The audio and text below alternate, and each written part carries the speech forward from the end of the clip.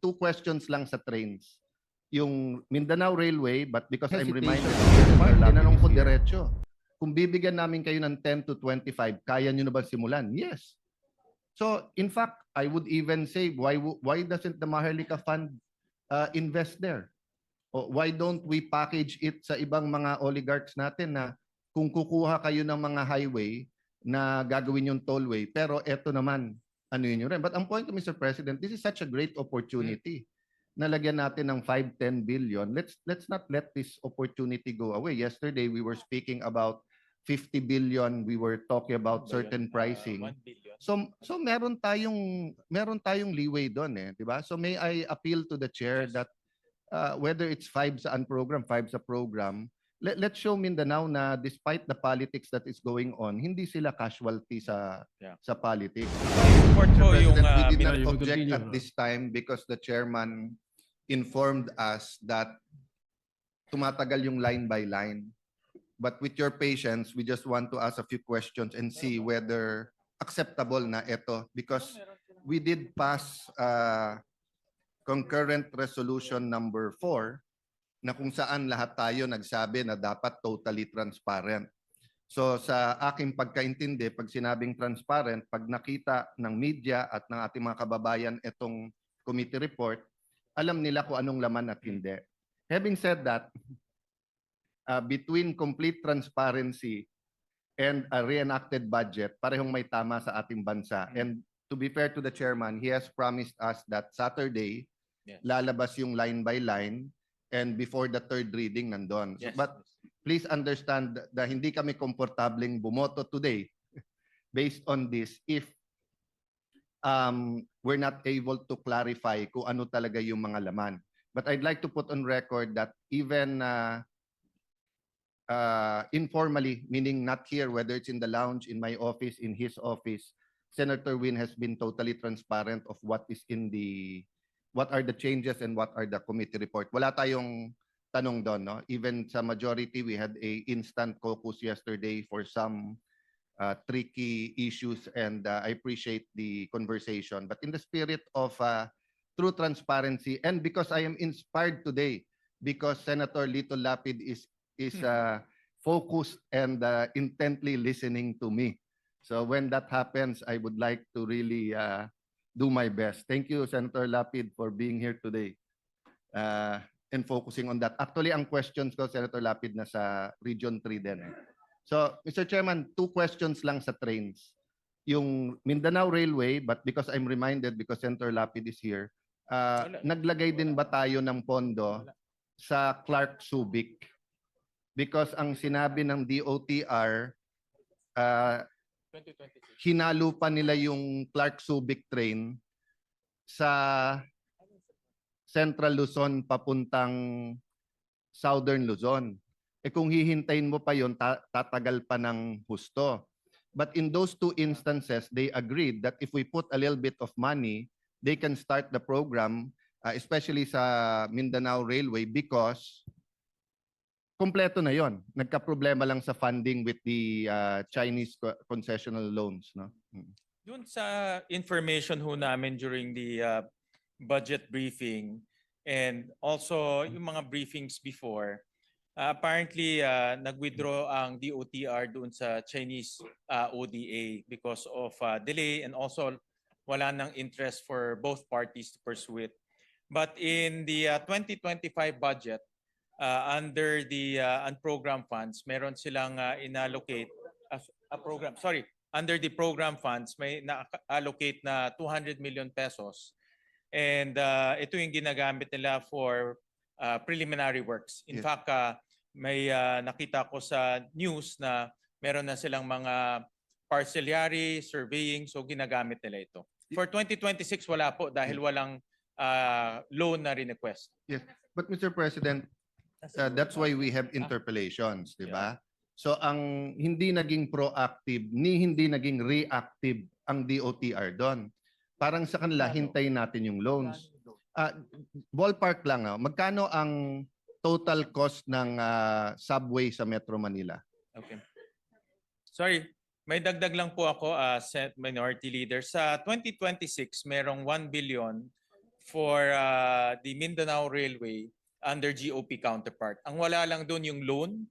So they're expecting hopefully na magkaroon ng loan in the next few for I'll not next year, belabor the point, 2026. Mr. Chairman, Mr. President, but just to give you a apples to apples comparison, magkano po in general yung ballpark figure ng ating Metro Manila subway? It's about 500 billion ba? Alam ko mga ano ho yan, mga if my memory serves me correctly, mga 400 parang 400 billion dollars. 400 So- billion sorry, $4 billion. $4 billion. Yeah. So mga 200 billion, Billion pesos. Yeah, Okay. more or less mga Sa ganun po. phase 1 ng Mindanao Railway, it's 100B.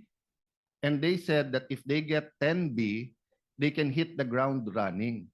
So what is 10B compared to the 6.7 trillion at meron tayong unprogrammed na 170. So if you want, lagyan natin ng 5B sa program, 5B sa unprogram, although we're against the unprogram. But my point is, Mr. President, hanggang kailan maghihintay yung mga taga Mindanao na alam naman natin pag sinabi mong next year, loan pa lang yon, that's another 2-3 years, then another 2-3 years bago ma-implement. But they said because nga nag-pull out lang yung Yung financing, Chinese funder. everything is ready. And even if they get funding from whether the Japanese or the Koreans, the Australians, wherever, no? May 25% counterpart pa rin naman, which is 25 billion. So they did not put any, there's no hesitation in their part. Tinanong ko diretso, kung bibigyan namin kayo ng 10 to 25, kaya nyo na ba simulan? Yes. So in fact, I would even say, why doesn't the Maharlika Fund invest there? O why don't we package it sa ibang mga oligarchs natin na kung kukuha kayo ng mga highway na gagawin yung tollway, pero eto naman, ano yun rin. But ang point to Mr. President, this is such a great opportunity. Nalagyan natin ng 5-10 billion. Let's not let this opportunity go away. Yesterday, we were speaking about 50 billion. We were talking about certain pricing. 1 billion. So meron tayong leeway doon eh, 'di ba? So may I appeal to the chair Yes. that whether it's 5 sa unprogram, 5 sa program, let's show Mindanao na despite the politics that is going on, hindi sila casualty sa politics, 'di Ako ba? ay support po yung Mindanao Railway dahil alam po natin na ang Mindanao is our food basket. Diyan po talaga nanggagaling marami sa ating mga produce at ang weather ho nila relatively smooth throughout the year. Pero ang transportation logistics mahal din eh kung hindi ho gagawin yung ating railway system. So magandang idea ho yan. I'm not Minority that Leader. sure, Mr. President, about yung pagtaas ng population sa home city mo, no? But kaming magkatabi, Muntinlupa at saka Taguig, ano kami, two of the highest in Metro Manila and I think in the country. And basically lumilipat is from Central Luzon, from Bicol, Yeah, tama from kayo. Visayas, Mindanao. Kasi nga, pag nakitang may trabaho, may libre ang edukasyon, hinahatid sa bahay yung mga gamot, di ba, lumilipat dito. Yeah. But you know, if we start building the railway, I'm 100% sure yung ating mga mall owners, yung mga land developers, will start their development kung saan yung mga stasyon ng tren eh. So it will be such a good sign in the midterm, no? I'm a little bit cautious kasi of administration starting something pag last year na nila eh.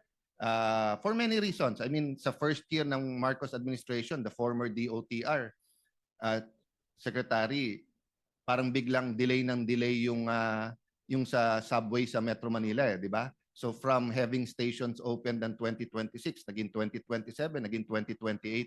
Pag hindi mo administrasyon ang ginawa, ang daling ituro dun sa past eh, no?